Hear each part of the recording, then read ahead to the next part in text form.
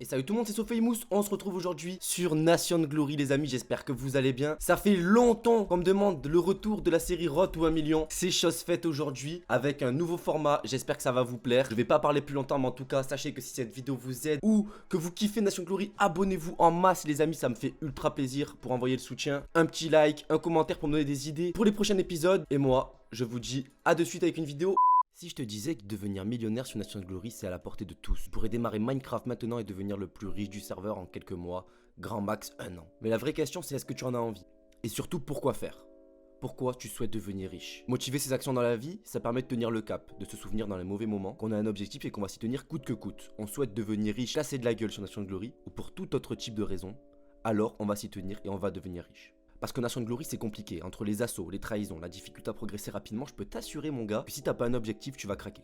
Et surtout, il n'y a pas de recette magique. En une semaine, tu ne deviendras jamais le mec le plus riche. Enfin, peut-être que si, mais on va s'interdire deux choses. D'arnaquer, parce qu'ici on est des mecs cool, on est des chic cheap, donc on arnaque personne. Et on va aussi s'interdire de mettre un SMIC par mois sur Nation Glory. Par contre, si tu veux mettre des sous sur Nation Glory, tu peux, ça va te permettre d'aller plus vite. Mais en partant du principe qu'on ne met pas d'argent et qu'on n'arnaque pas, il va falloir taffer pour devenir riche. Maintenant que tu sais tout ça, rentrons dans le vif du sujet. L'argent, la richesse, les dollars quoi. Pour générer tes premiers, c'est très simple. J'ai déjà fait plusieurs séries qui sont encore d'actualité et qui te permettront rapidement de générer de l'argent en farmant. Bon, je vais quand même faire un petit récap pour les personnes qui partent de zéro, mais accroche-toi car je vais aller plus vite qu'avant. Cette série elle est là pour faire des gros sous et mettre en place des farms automatiques et créer de l'investissement. On n'est pas là pour faire comme dans la première série où je fais des micros astuces et on peut générer 1 million mais en pharma comme des gros porcs. Donc, tu achètes une pioche fortune 3 si tu arrives et que tu n'as rien. Avec un peu de chance, si tu es dans un pays, tu vas pouvoir leur demander une pioche, ils te la passeront gentiment. Et tu vas miner du charbon, de la redstone, du stone, du tin, de l'alu, tout se prend.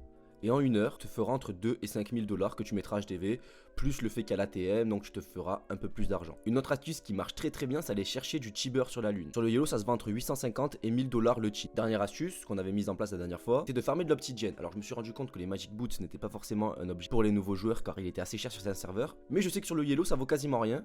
Et donc tu peux te faire une farm à Opsy qui est très rentable. Bon, maintenant que tu sais tout ça, c'est les seules astuces que j'avais présentées au cours de mon autre série, avec d'autres petites astuces qu'on aura le temps de revoir au cours de cet épisode. Mais grossièrement, c'est que ça. Maintenant, la première étape, ça va être de rejoindre ou de créer un pays. Si t'as la chance de pouvoir créer un pays, c'est nickel. Par contre, si tu dois en rejoindre un, rejoins-en un gros.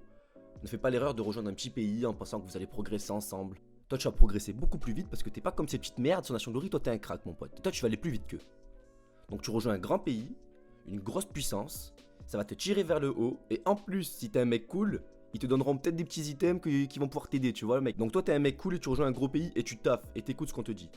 Maintenant, si t'as la chance de créer ton pays, comme je l'ai déjà dit, un seul mot d'ordre, tu recrutes. Tu dois créer une vraie communauté, tu dois pas jouer tout seul dans ton pays, tu dois avoir des gens qui ont envie de jouer et de progresser avec toi. Alors tu mets tout en place pour que les gens ils restent dans ton pays, tu mets des maisons, tu leur crées des bunkers, tu leur crées des outils, tout ce genre de choses qui fait qu'un nouveau se sent bien quand il est accueilli et qu'il n'a rien pour commencer. Mais avant de parler d'investissement sur cet épisode, on va parler de farm automatique. On parle de toutes les farms automatiques. Alors je pense que je les ai toutes notées, il se peut que j'en ai oublié une ou deux, mais les principales sont là. Faut une farm sur la lune, ou en tout cas une base Galacticraft. Si tu n'arrives pas sur la lune, tu perdras d'énergie, c'est pas grave, tu pourras te la faire piller, c'est pas très grave, mais il faut du Galacticraft. Il te faut une énorme base Galacticraft. Pourquoi? Farm à potion, farm à écodesh, farm à livre, farm à incubateur pour les spawners, pour tout ce qui est les os, la gunpowder, les nanas, les nounous. Ça, donc voilà. Il te faut une base sur la lune pour faire énormément de choses. Maintenant, on va se retrouver en jeu pour regarder ma base lunaire. Bon, nous voilà dans ma base lunaire. Malheureusement, il y a tellement de Galacticraft qu'il y a des bugs de chunk. C'est ce qui vous arrivera sûrement sur votre base si vous faites pas attention. Comment vous la construisez? Moi, je pense qu'il y a trop de panneaux solaires, trop de câbles, etc. Et ça la fait donc bugger. C'est pas grave, on voit ce qu'on a à y voir. Et pour commencer, il va falloir farmer énormément de charbon et de redstone. Dites-vous que là, il nous faudrait x10 pour refaire ce qu'on avait fait là. x10 facile. Il faut aussi beaucoup d'aluminium, de tin et de compressed steel. C'est fait avec du charbon et du fer. Bon, déjà pour être tranquille, il va falloir que vous fassiez un système d'oxygène. Ici j'ai un bloc de 2 stacks et demi de storage module pour ce qui est dessous, mais ça sera dans la partie investissement, on va pas s'y attarder aujourd'hui. Ici c'est la seule farm qu'on a eu le temps de mettre en place et c'est une farm à potions. Alors pour l'instant on a farmé beaucoup d'invies et tout le reste a été déplacé au FOM, mais sachez que ça farme beaucoup mieux que des alambics et le craft n'est pas du tout compliqué. Mais qu'est-ce qu'il faut farmer de plus sur la lune? On l'avait déjà vu dans l'ancienne série, le stuff écodesh vraiment en masse, Comme vous pouvez voir, les casques éco et les bottes éco, ça part plutôt bien. Il y a des jours ça explose, il y a des jours ça se vend un peu moins, des jours ça se vend pas. Mais en général, ça se vend bien. Donc l'éco, c'est quelque chose qui se vend et qui va vous rapporter des dollars contre du fer et du charbon. Il faut juste avoir les machines. Du fer, du charbon égale 350 $. Il y a une autre farm qu'il faut faire, mais qui celle-là prend plus de temps à faire. C'est la farm à incubateur. Il va vous falloir des incubateurs qui vont jouer le rôle de spawner. Avec un incubateur et des œufs, vous allez pouvoir faire comme si c'était un spawner. Alors pour tout ce qui est pic zombie, c'est pas très conseillé. Par contre, les autres, ça va vous permettre de farmer les ressources laine, d'os, gunpowder, d'œil, de fil. Et tout ça sont des items qui se vendent en masse. Par DC, ça se vend. Ensuite, il vous faudra aussi une farm à imprimante. L'imprimante Galactic Craft est bien mieux que la printer classique. Le craft n'est pas du tout compliqué. Ça vous permet d'économiser pas mal d'encre. Bon, maintenant qu'on a vu la base lunaire, il reste une dernière petite chose à voir dans cette vidéo. Et c'est sur l'HDV qu'on va avoir nos réponses. Alors il faut savoir qu'il y a énormément de personnes qui se font des couillasses en or grâce à l'HDV. Exemple tout simple, dédicace à Lazerom, qui est un vieux joueur sur le yellow. Voilà l'HDV que nous propose Lazerom. Il nous propose des items qui se vendent pas cher, mais qui vendent tous les jours. Imaginons que Lazerom en vende 2 par jour pour ces items là. Déjà rien que 2. Donc 1000 $, 1800, 2000... 2006, 3100 on va dire, 3700, 4000 $, et que pour ces items là il en vend 1000 $ à E3. Il se fait déjà 5000 $ par jour.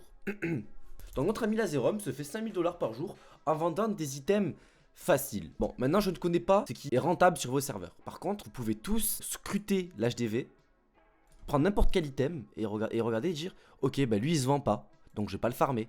Le copper ça se vend. Ça se vend pas très bien, ça se vend que un jour à 400 et les autres jours ça se vend pas. Donc vous savez qu'il faut pas farmer le copper. Les bottles d'enchant, je sais que ça vaut très cher. Enfin, il y en a beaucoup qui partent. Après, il faut augmenter un petit peu le prix. Bon, alors qu'est-ce que je pourrais farmer? Les circuits fabricateurs, tiens, ça part ça? Ah non, ça part pas. Les heals, ça part les heals. Ah oui, les heals, ça part bien. Ah oui, on va les mettre des heals en vente. Vous devez réfléchir comme ça sur votre propre serveur. Je ne peux pas le faire pour vous, je joue sur le yellow. Donc je ne peux pas aller sur tous les serveurs et regarder qu'est-ce qui se vend. Je sais que c'est généralement pareil, c'est sensiblement pareil, mais je ne peux pas le faire pour vous. Ce que je vous ai montré aujourd'hui, il va falloir que vous le fassiez. Pour les joueurs qui n'ont pas de base lunaire. Donc si on récapitule tout. Farm à Ender, c'est pas compliqué, vous la faites dans l'End. Farm à potion, farm à livre, Ecodesh et incubateur avec les œufs de mob. Donc déjà rien que dans cette vidéo, je vous ai montré 30 items qui peuvent se vendre HDV et que vous devez farmer. Vous allez choisir lesquels se vendent le mieux sur vos serveurs et vous les farmerez. J'espère que cette vidéo vous aura plu. On se retrouve pour l'épisode 2 dans très peu de temps, où là on va parler d'investissement, du temps, farmez bien, faites bien vos farms, sont automatiques, je le répète. Bisous tout le monde, c'est Famous, abonnez-vous si c'est pas déjà fait, et puis on se retrouve dans moins d'une semaine. Ciao.